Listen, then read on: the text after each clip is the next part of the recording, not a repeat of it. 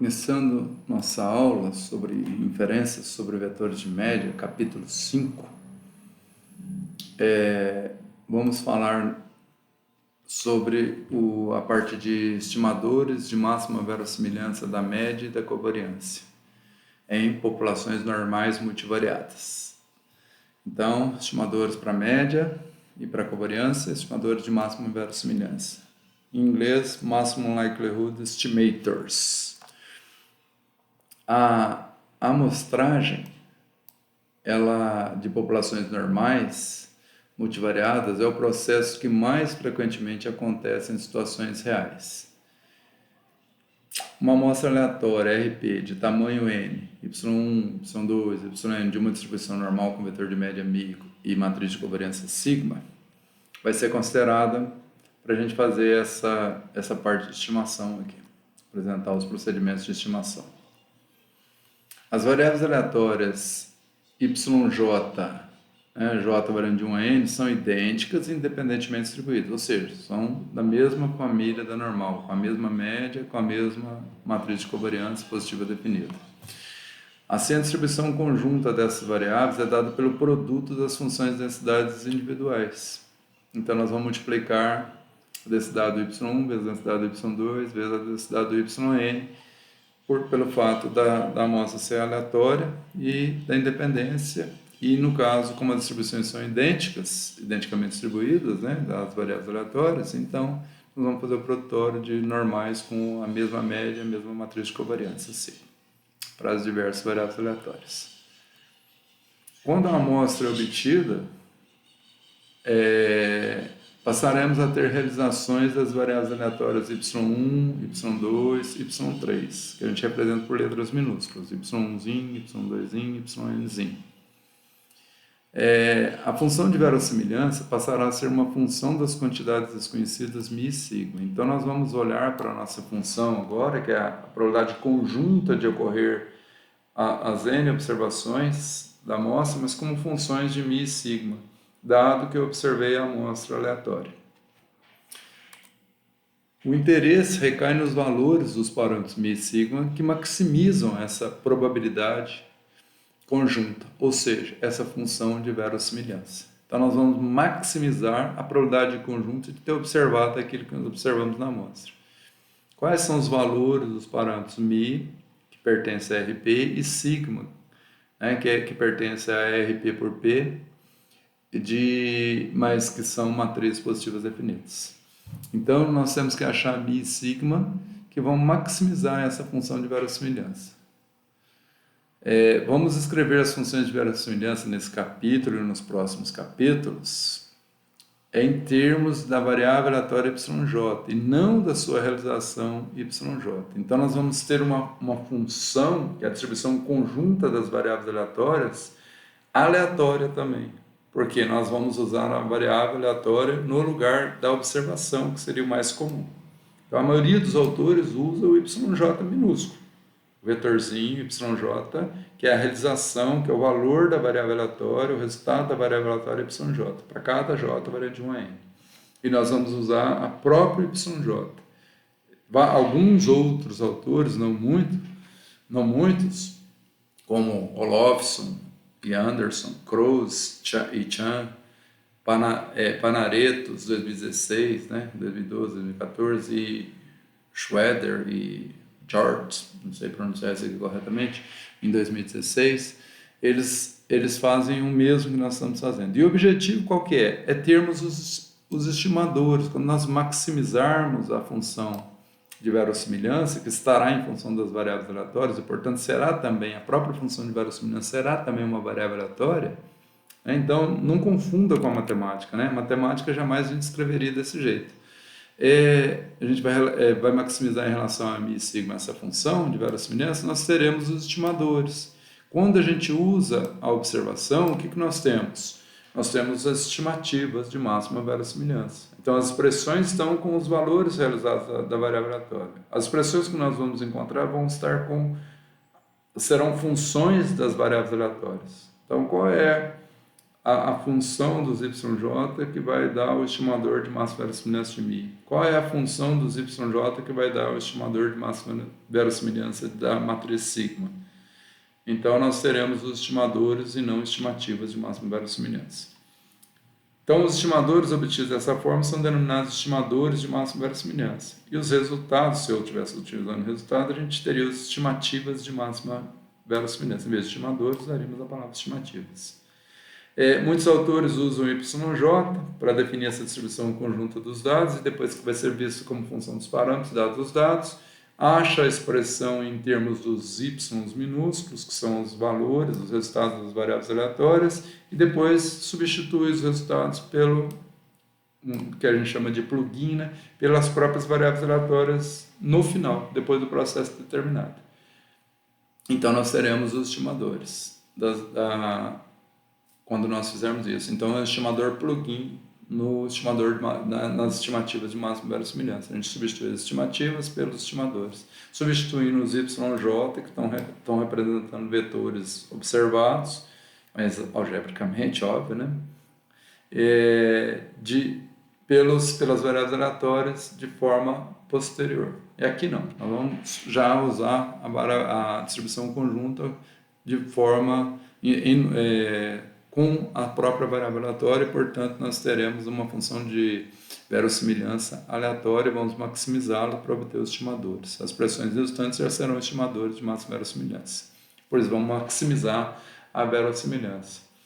Ora, a função de verossimilhança para o modelo normal multivariada, ela tem a matriz de dados, dado mi e sigma. Então, muitos autores também escrevem L de mi e sigma, dado a matriz de dados, aleatória, maiúsculo. Então, essa matriz aqui é N por P, que contém os vetores Y1, Y2, Y3, genericamente YJ, até YN. Então, se nós multiplicarmos a função de densidade, probabilidade, que é uma normal, J variante de 1 a N, para todo Yzão J, então como variável aleatória, não com Yzinho, né? Isso na matemática ninguém faz, né? Aqui na estatística a gente faz. Esses autores fazem o mesmo procedimento que eu estou descrevendo. Eu vou abrir um dos livros aqui só para vocês verem. Tem um Croese aqui, ó, Statistical Modeling and Computation, Olofsson e Anderson, Probability Statistics and the Stochastic Process, e o Panarito está lá também, está fácil aqui, Statistics for Mathematicians, a rigorous first course. Então, essa é a verossimilhança, é o produto Por que é produto? Por causa da independência das variáveis aleatórias na amostra aleatória. Se não for uma amostra aleatória, essa distribuição conjunta não vai ser isso.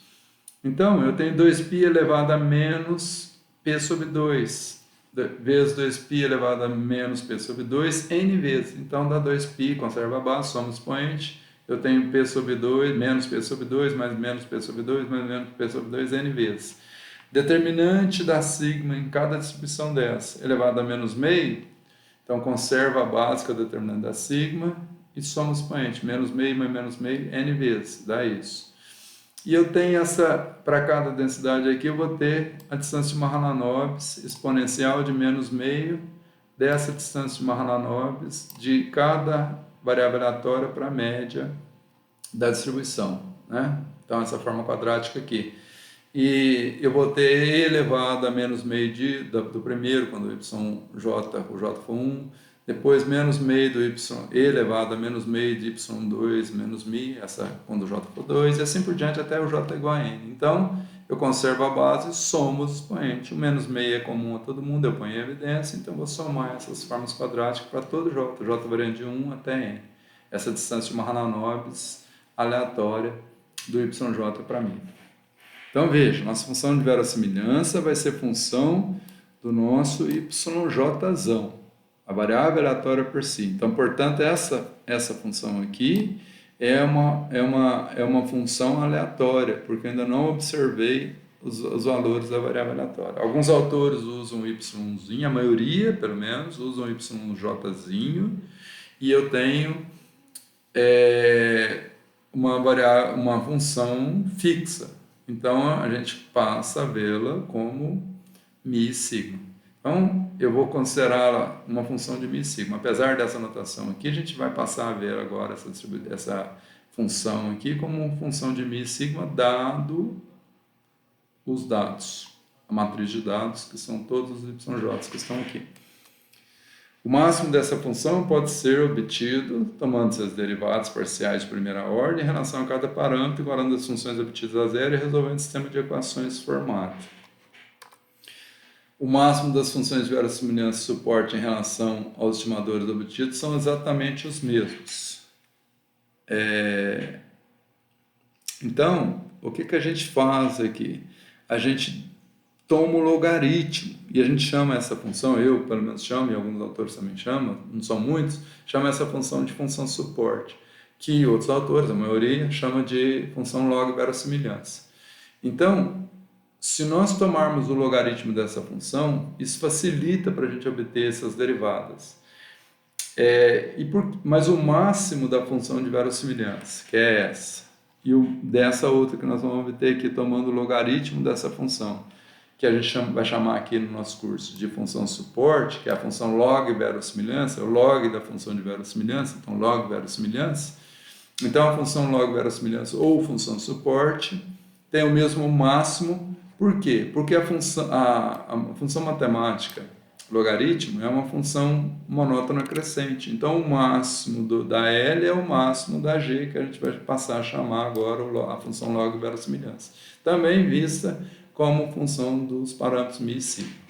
Então, tomando o log aqui, então esse produtório, vou ter o log de cada componente, vai virar somatório. Então, vou ter o somatório das funções de densidades individuais, que corresponde ao logaritmo disso. Se eu pegar o logaritmo aqui, dá menos np sobre 2, propriedade do logaritmo de 2π, mais menos n sobre 2, então vai ficar menos n sobre 2, logaritmo do determinante da sigma, mais logaritmo de uma função exponencial dá o expoente, então mais com menos que está aqui vai ficar menos também, menos meio dessa somatória. Então é isso que nós obtivemos lá, menos np sobre 2, logaritmo de 2π, menos n sobre 2, logaritmo do determinante da sigma, menos meio da soma das distâncias Marlanovs aleatórias de YJ para μ. E agora facilita a nossa derivada. Então, nós podemos tomar a derivada em relação a μ e posteriormente em relação a sigma e resolver os sistemas de equações formados. Então, vou ter, aqui não tem μ, a primeira derivada, então vai dar zero, derivada em relação a μ dá zero, é derivada parcial. E agora a derivada da soma é igual à soma das derivadas. Então, vou derivar essa distância de Mahalanobis igual a μ. Aqui eu tenho uma variável, vou usar a regra da cadeia, yj menos μ, uma variável, multiplicando sigma menos 1, uma variável. Então, se vocês pensarem, se isso aqui fosse escalar e eu estivesse derivando em relação a μ, ficaria uma constante vezes essa quantidade ao quadrado. Então, o que daria? 2 vezes isso aqui, 2 vezes isso aqui, que multiplica 2 vezes sigma menos 1 yj menos μ, porque o 2 passaria multiplicando. Aqui é a mesma coisa. Aí depois eu derivaria em relação a μ, que é menos 1. Então ficaria menos 2. Menos 2 vezes o meio que está aqui, que eu vou pôr o menos 2 em evidência, vai ficar mais 1. Então esse aqui vai ficar mais somatório dessa parte aqui. Tá? Nesse caso, exatamente igual a isso. Então, eu posso usar essa diretiva, vou mostrar aqui para vocês, na expressão 13, que está lá no capítulo 2. Então, eu tenho uma forma quadrática, eu estou usando isso aqui. Então, como a C nossa é a sigma menos 1, então vai ficar C mais sigma menos 1 mais sigma menos 1 transposto, que é a própria. Então, 2 sigma menos 1 vezes x. Vezes a derivada do x. O x em relação a μ, porque eu estou usando a regra da cadeia, que dá menos 1. Então fica 2 sigma menos 1, porque isso é igual. O yj menos μ, que multiplica yj menos μ. Então menos 2. Quando vai multiplicar por menos meio, lá vai ficar positivo. Então voltando para nossos slides do capítulo que nós estamos. Essa derivada da função suporte, ou da função log verossimilhança em relação a μ, vai dar essa soma aqui. Então, J variando de 1 a N. Quando eu igualar isso a zero, eu vou pôr chapeuzinho aqui no Mi, e eu vou ter o sigma menos 1 em evidência, porque não depende, então, igual a zero.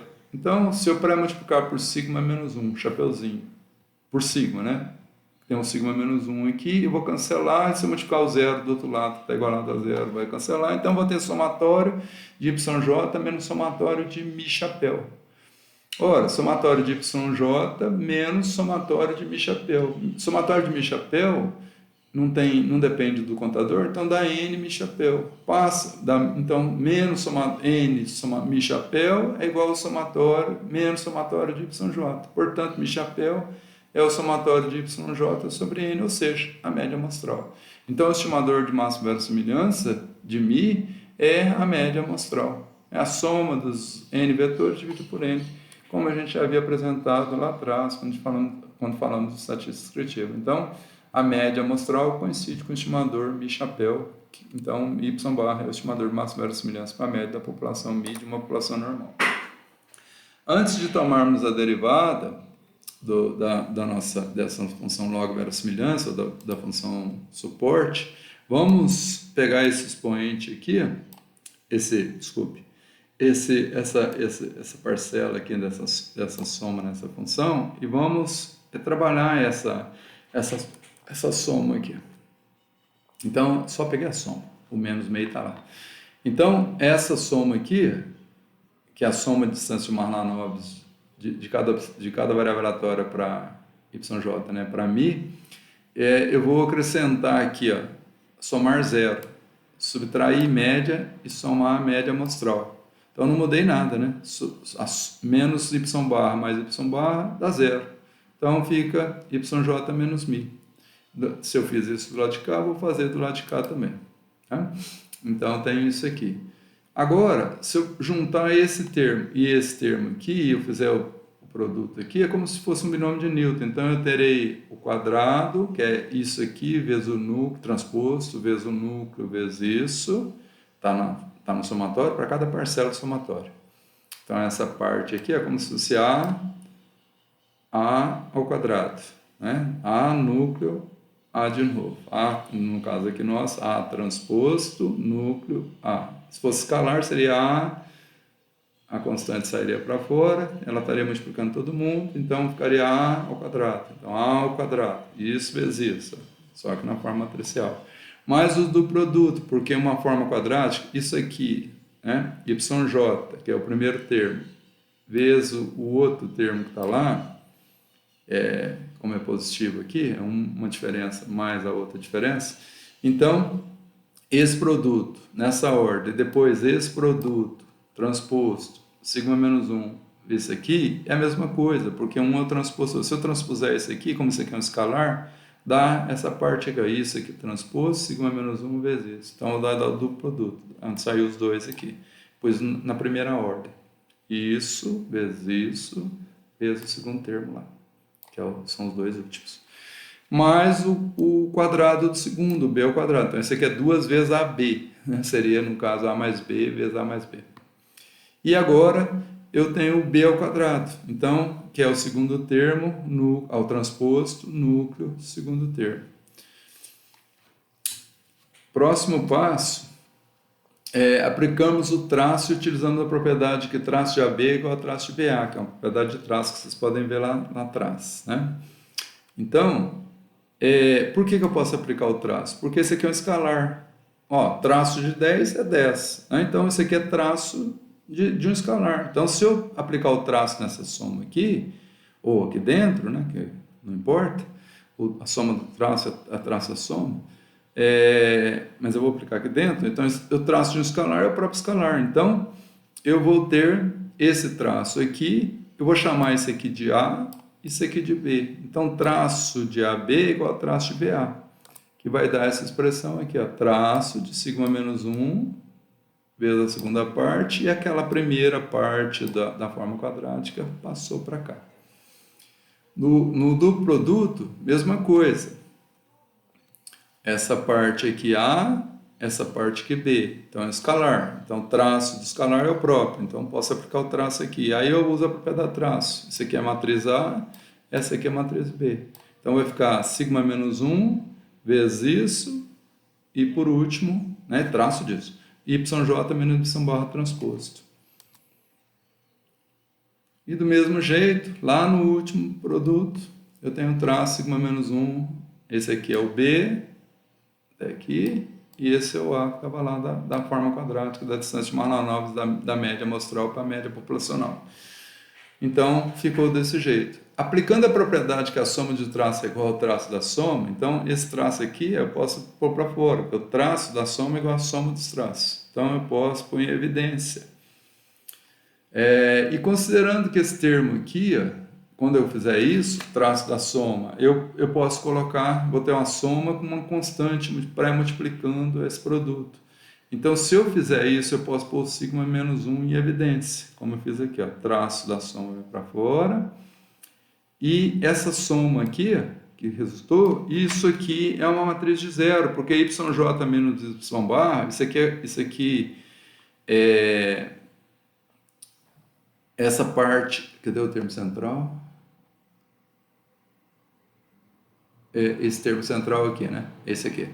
Essa parte aqui essa parte vai ficar yj menos y barra menos mi transposto pode ficar de fora do somatório também, porque impôs a evidência, e o traço de tudo isso. Então vai sobrar simplesmente o somatório de yj menos y barra, porque esse termo aqui no somatório não depende, ele não depende do índice J. Então eu vou ter esse somatório. A soma de desvios em relação à média a gente sabe que é zero. Então esse termo aqui vai se anular.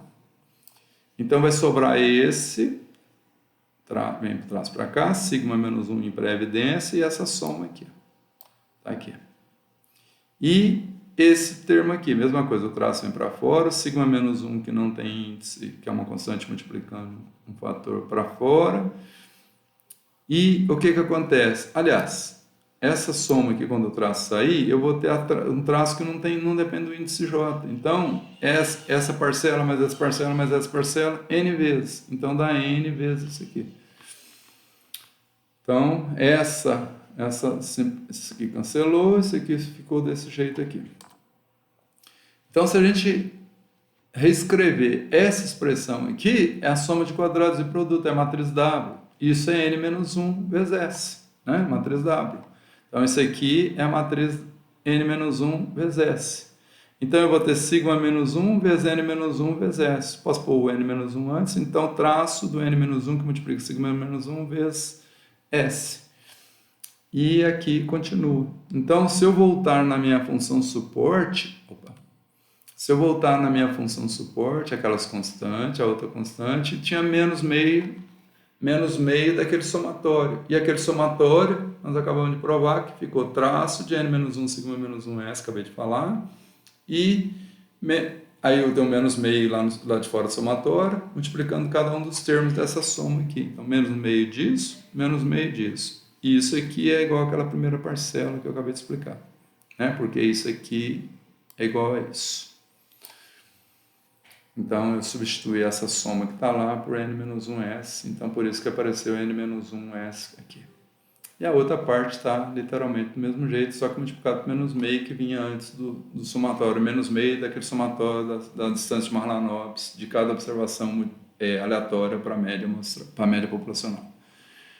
Ora, traço de A B é traço de BA. Então, voltando isso aqui para a forma, então eu posso trocar a ordem aqui e traço de o N, que é escalar, né? Não pode ficar fora disso. Então, o traço de um escalar, que vai ficar traço disso, é o próprio escalar. Então, essa parte aqui é igual exatamente isso aqui. Ora, isso aqui é uma distância de Mahalanobis de y barra para mi. E isso aqui, então, como sigma é uma matriz positiva definida, então sigma menos 1 também o é, então isso aqui é maior que zero para todo vetor da diferença aqui, diferente de zero, como a gente já viu, porque é a classificação de formas quadráticas. E essa parte aqui será zero quando y barra for igual a quem? For igual a mi, porque vai zerar esse vetor, então isso aqui vai dar zero. Então, se essa função aqui, essa função aqui é sempre positiva e ela é sempre negativa, né? Aliás, sempre positiva, perdão, maior que zero. E ela é nula apenas quando y barra for igual ao mi, ou mi igual a y barra, então, que dá zero nessa representação dela aqui, então isso aqui, ela terá o valor, o maior valor positivo aqui, ó, é igual a zero, né? Desculpa, o menor valor igual a zero, né? Que outros valores, eu vou ter valores positivos cada vez maiores na medida que o y barra faça de mi. Portanto, eu vou estar tirando uma quantidade grande aqui. Se eu tirar o menor valor, que é o zero, que está na diferença aqui, menor valor possível que é o zero, esse resultado aqui se maximiza em relação a mi. Então, essa igualdade é alcançada quando mi igual a barra, que digamos mi chapéu. Isso decorre do fato de se tratar de uma forma quadrática, tendo como núcleo uma matriz positiva definida, que eu acabei de explicar. Como essa quantidade positiva é uma parcela da função aqui, uma subtração, então o máximo é obtido quando o vetor mi é substituído pelo seu estimador de máxima verossimilhança. Então essa função aqui, ó, com mi chapéu, substituindo mi chapéu por y barra, é maior ou igual que essa função aqui para qualquer mi. Ela vai ser igual quando o mi chapéu for igual ao mi. Ou seja, quando o mi for igual a y barra. Portanto, o mi chapéu igual a y barra é um estimador de máxima verossimilhança ele é um máximo local para essa função suporte ou log verossimilhança aqui. Então, estamos maximizando, que é outro jeito de ver sem usar o cálculo, né? Depois a gente vai provar por cálculo. Então, essa função aqui, ela, o que acontece? Zera essa parte aqui quando o y barra for igual a mi. Zerando essa parte, ela se simplifica nessas três parcelas aqui. Se eu reagrupar esse termo aqui, não dá para fazer nada, mas tem o n sobre 2. Aqui eu posso escrever isso aqui, n-1s é w. É w. E w eu posso escrever esse s aqui, esse w, esse n-1s é o w. W também pode ser obtida como n que multiplica Sn, que é W sobre N. Então, N que multiplica W sobre N, porque isso aqui fica sigma menos 1W. Então, se eu dividir por N, quer dizer que eu terei que pôr um N aqui. Então, esse N que está aqui, junto, eu posso pôr em evidência no traço, ele vem junto com um N, fica menos N sobre 2. Daí eu tirei os n sobre 2 em evidência. Deixou menos ln de sigma menos traço dessa matriz aqui, sigma menos 1 w sobre n, que é o Sn. W sobre n é o nosso estimador biesado da variância, como a gente viu lá atrás, no segundo capítulo, se eu não me engano. Exato. Isso significa que o mi chapéu igual a y barra é um máximo dessa função g, y, mi, sigma, independentemente do valor da matriz sigma. Então, máximo local, por enquanto.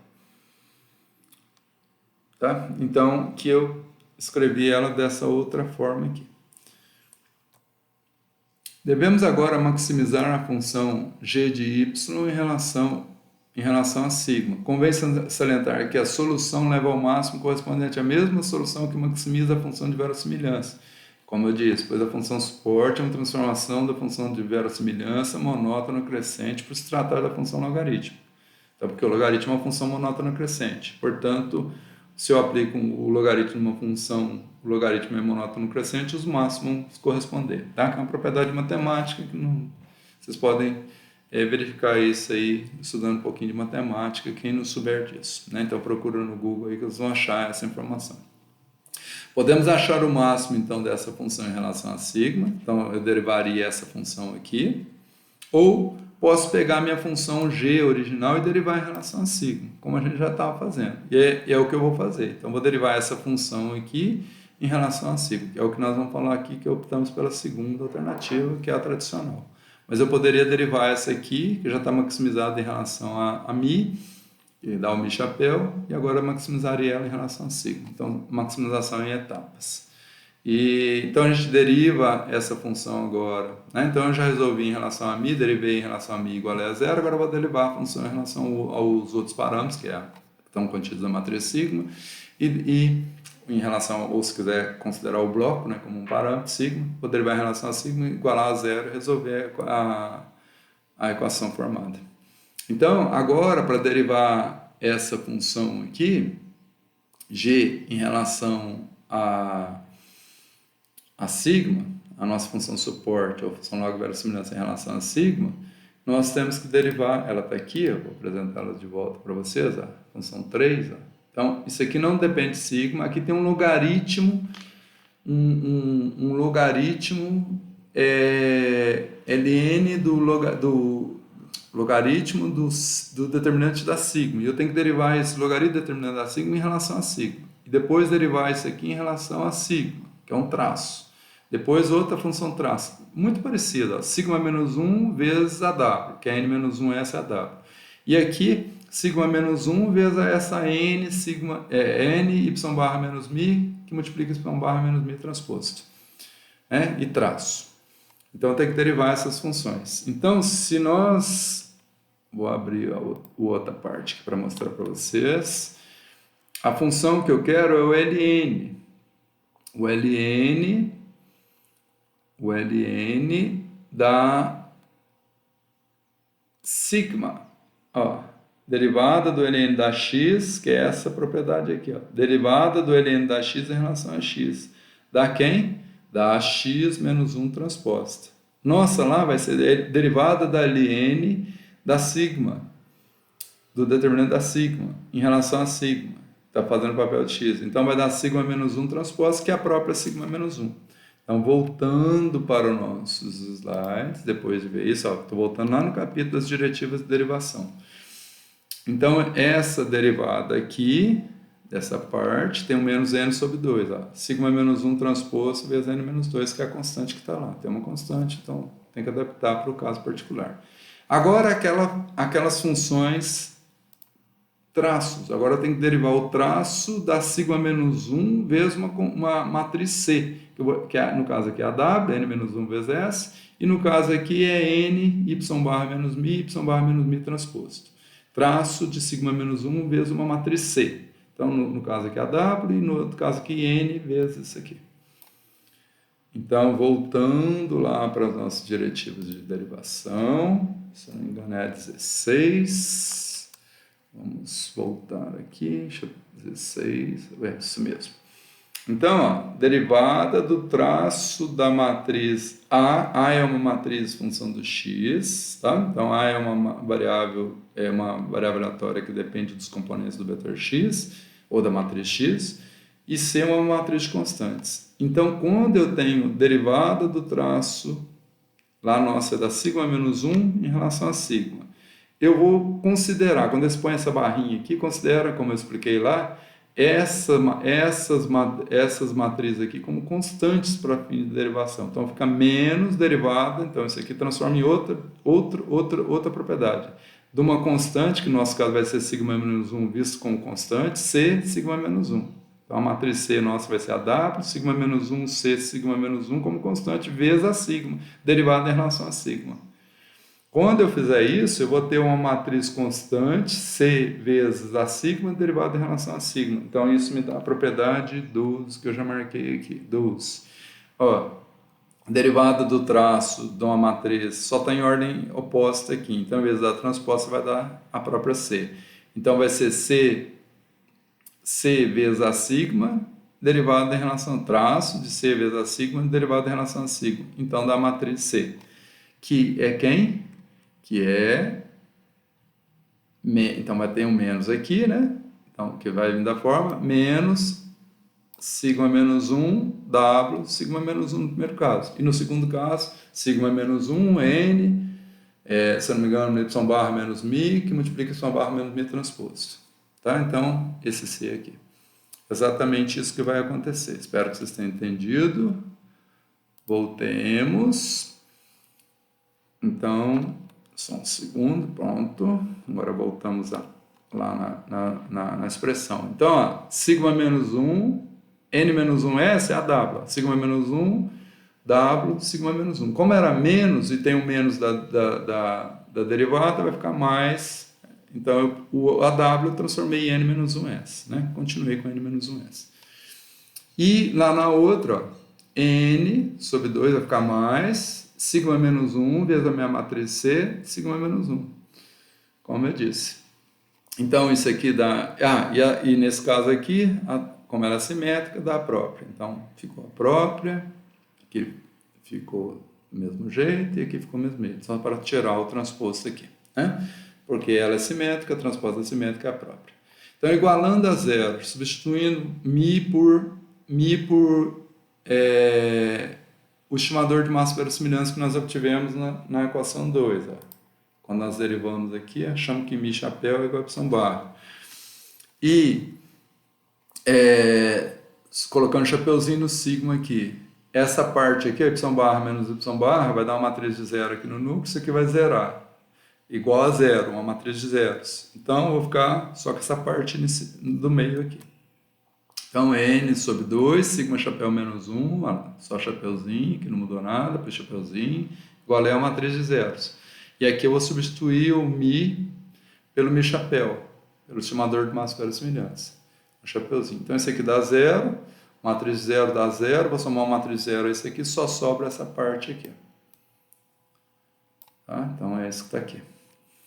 Então, agora, se eu pré-multiplicar por sigma chapéu e pós-multiplicar o sistema por sigma chapéu, do lado direito aqui que está zero, pós e pós, zero multiplicado por sigma chapéu, pré e pós-multiplicado, vai dar zero, continuar com zero. E do lado de cá, eu vou ter sigma chapéu e sigma chapéu. Na outra parcela, sigma chapéu, sigma chapéu. Então, acrescentou aqui, estou pós e pré multiplicando por sigma chapéu. Isso aqui dá identidade, sobra sigma chapéu. Então, menos entre sigma chapéu. E aqui vai dar identidade, mais n menos 1s. N menos 1s. Mais, passo para lá com negativo, menos. Multiplico menos 1, fica n sigma chapéu, n menos 1s.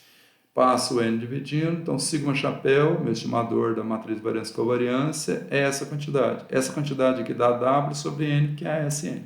Isso aqui dá a W. Portanto, se a gente olhar só essas duas parcelas aqui, esquece que tem um estimador. Então, o nosso estimador é a matriz de soma de quadrados do produto dividida por N, que é o estimador viesado da matriz de covariância. Como a gente já viu, o estimador não viesado é o S. Se a gente olhar só para essa igualdade final aqui, esquece que tem o sigma chapéu, então a gente pode ver que n menos 1s é igual a n SN, tá? Então uma identidade importante, porque isso aqui n menos 1 vezes s dá W, e n vezes SN também dá W, que é a matriz de soma de quadrados e produtos. O estimador da média, que é o y barra, e o estimador da covariância, que é o SN, maximiza a função de verossimilhança, que é essa função de verossimilhança aqui. Bom, como eu acabei de falar, né? n menos 1s, que é W, é igual a n vezes SN, que também é W. Então, a minha função de verossimilhança, isso aqui tem essa identidade, minha função de verossimilhança com essas quantidades que eu acabei de obter anteriormente, né? Que é aquele somatório se transforma nessa parcela aqui, né? Dupla. Aí o que eu tenho? 2π elevado a menos np sobre 2, determinando a sigma menos n sobre 2. Agora eu vou substituir pelos estimadores de verossimilhança, essa função aqui, para achar o máximo dessa função. Esse ômega que está aqui, eu vou explicar posteriormente, eu estou falando de um espaço paramétrico irrestrito, que eu não estou pondo restrição nenhuma sobre sigma, nem sobre mi. Isso aí vai fazer sentido quando eu falar de teste de hipótese, que é na próxima sessão. Desculpa, essa aula vai ficar longa, né? Porque é muita coisa, eu não queria partido, tá? Então tem bastante coisa. Então vai ficar mais longo que o tradicional. Então, substituindo lá, então eu tenho menos meio desse traço, menos meio desse outro traço, substituindo por mi chapéu e sigma chapéu para obter o máximo. Então, eu tenho o máximo da função de verossimilhança, aqui não depende. Sigma vai ficar Sn, que é o estimador do sigma, elevado a menos n sobre 2, determinante dele. Aqui fica n menos 1s é igual a nsn. Então, eu vou substituir o n menos 1s por nsn. E o estimador do sigma por s. Então, a inversa do sigma vai ser sn menos 1. Aqui, nsn menos 1 vezes essa quantidade, mas o mi é igual a y barra, né, o estimador dele. Então, isso aqui vai zerar. Então, essa parcela zera. Essa aqui dá identidade, então vai ter uma identidade multiplicada por n. N na primeira diagonal, n na segunda, n na terceira e o resto é zero. E o traço é a soma dos elementos da diagonal. N mais n, p vezes, que essa matriz é p por p. Isso dá np. Então, menos np sobre 2. Então, resultando nessa quantidade aqui. Esse é o máximo da função de verossimilhança no espaço paramétrico restrito, em que eu não faço restrição nenhuma sobre mi e sobre sigma. Para a gente mostrar que de fato isso é o máximo, eu teria que fazer a segunda derivada. Ou então, que é muito difícil, no caso multivariado. Então, eu vou enquadrar essa função de verossimilhança aqui, essa função de verossimilhança, ou a log verossimilhança, que eu estou maximizando, que é o logaritmo disso aqui, eu vou enquadrar ela em outra situação, né, para obter o máximo. Então, eu vou apresentar um teorema aqui para a gente fazer isso. Então, o máximo de uma função matricial. Então, vamos considerar uma função matricial. Agora, esse sigma aqui, o A, não tem nada a ver com o nosso sigma e A. Uma matriz qualquer sigma e uma matriz A qualquer, desde que ela seja positivo P por P, ou N por N, dimensão que vocês quiserem. A mesma dimensão, obviamente, A e P, né, para ser conformável para a multiplicação aqui. Então, A e sigma, compatíveis para multiplicação aqui. A e sigma são positivas definidas. Então, isso é uma restrição. Então, essa função da matriz sigma, que é menos ln de sigma, menos traço de sigma menos 1a, uma matriz constante, então minha função matemática da matriz sigma é dada por isso, ela é maximizada unicamente para sigma igual a A. Se A e sigma tiverem a mesma dimensão e forem positivas definidas, ou seja, todos os autovalores positivos. Então, essa função 6 aqui, ó, menos ln determinante da sigma, menos traço de sigma menos 1a, terá máximo quando sigma igual a A. Vejamos. Vamos considerar que lambda 1, lambda 2, lambda p são autovalores da matriz sigma menos 1a, que são os mesmos autovalores dessa matriz aqui, ó, sigma menos meio a, sigma menos meio. Positiva definida, porque A é positiva definida, sigma menos 1 é positiva definida, esse produto também é. Aqui tem a desvantagem de ser não simétrica, né? Então, e aqui tem a vantagem dessa matriz ser simétrica, tá? Então, isso é vantajoso. Então, lambda i é positivo para todo i, 1, 2, 3, até p, né? Pois é uma matriz positiva definida e sigma menos meio possui posto completo, que é uma condição necessária o suficiente, embora sigma menos meio seja positiva também, tá? Então, ela tem posto completo, seria a condição necessária, mas a gente sabe também que sigma menos meio é positiva definida. Então, vamos provar isso. Então, o que nós fizemos? Vamos pegar a função f de lambda, que é essa aqui, menos lambda, ln de determinante de lambda, menos traço de sigma menos 1a. E vamos subtrair do f de a. Quando eu substituir sigma por a, né, então, menos a função avaliada em a. Ora, então, sigma é a, então, ln determinante de a, e aqui, a menos 1. A menos 1 vezes a, traço disso. A menos 1 vezes a da identidade, traço da identidade da P. Aqui menos com menos, porque eu estou subtraindo menos f de a. O f de a dá tudo isso. Aqui dá menos P, com menos aqui dá mais P. Aqui dá menos, menos com menos dá mais o ln de a. Passei esse termo para cá e passei esse termo com mais para cá. O resto é igual. E o P desse último termo, que é mais P. Agora aqui, se eu tiver ln de x1 vezes mais ln de x2, o que acontece? Fica ln de x1 vezes x2. Então, se eu tiver aqui, ó, e outra coisa determinante do ln, menos 1 vezes ln de sigma, isso é igual a ln do determinante sigma elevado a menos 1. O determinante de sigma é escalar, né? Então, x a menos 1, ln de x a menos 1 é elevado a menos 1, é menos 1 ln de x. Tá? Então, eu vou voltar o menos 1 para cá. E determinante da sigma elevado a menos 1, 1 sobre determinante da sigma é igual a determinante da sigma menos 1.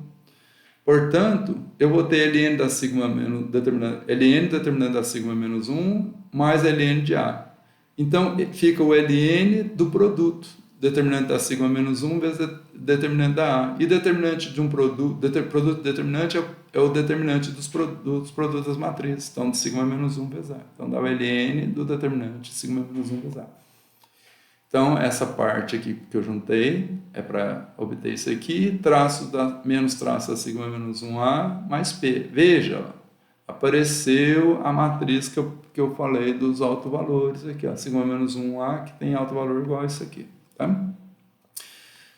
Então, usando o resultado que o determinante de uma matriz é igual ao produto e que o traço, então, determinante é o produto dos autovalores, que eu chamei os autovalores lambda 1, lambda 2, lambda p, e que o traço é a soma, então eu vou ter produto dos autovalores aqui, ln disso, e aqui eu vou ter menos traço, o traço que é a soma dos autovalores. Tá? Menos traço, então vai dar a soma dos autovalores, menos, mais o p que está lá. Então, o ln de um produto é a soma dos ln's das parcelas, né? Então, produto é propriedade de ln, menos o somatório lambda i mais p. Então, como o p aqui, eu posso também colocar num somatório de 1 variando de 1 a p. Então, tem somatório disso, menos somatório disso, mais somatório de 1 a p. 1 mais 1 mais 1, p vezes da p. Então, essa função aqui se transforma somatório de ln de lambda i menos lambda i mais 1. Agora eu tenho que maximizar essa função. Né? Então, como que eu maximizo ou minimizo essa função? Então, eu vou derivar essa soma. Então, quando eu tenho uma soma de funções, eu posso ter um lambda 1, lambda 2, tem que derivar em relação a cada lambda. Então, como é uma soma, eu vou derivar, são todas funções do mesmo tipo, então eu vou derivar a parcela. Né? A derivada da soma igual a soma das derivadas. Então, eu vou chamar essa função a parcela lá de lambda i, a ln de lambda i menos lambda i mais 1, que é a parcela disso aqui, tá? Esse somatório, e vou derivar em relação a lambda para obter o ponto crítico, né, dessa função. Então, se eu derivar aqui, fica 1 sobre lambda i, que dá menos 1, o derivado de 1 é 0, em relação a lambda i. Então, igualando a 0, eu tenho solução para o lambda i, né? Igual a 1, passo 1 para lá, lambda i fica 1 sobre lambda i igual a 1, então multiplico lambda i por lá, então lambda i igual a 1. Então, se o lambda i igual a 1, eu tenho um ponto crítico dessa função.